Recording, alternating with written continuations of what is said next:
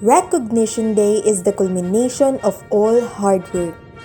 Ladies and gentlemen, welcome to St. Francis National High School Senior High Virtual Honors Assembly.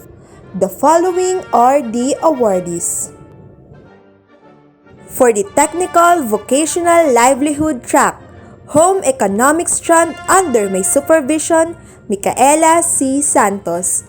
Here are the awardees.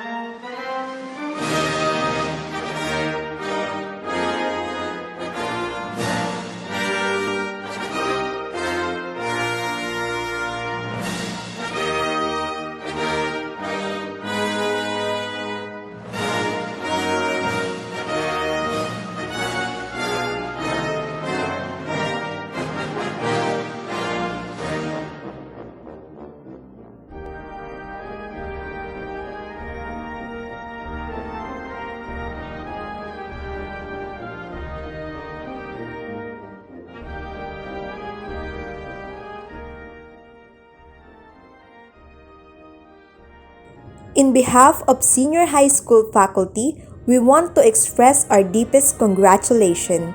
Before ending this culminating activity, let me leave this simple yet meaningful quotation. Don't work for recognition, but do work worthy of recognition. This has been Ma'am Micaela Santos. Thank you for watching.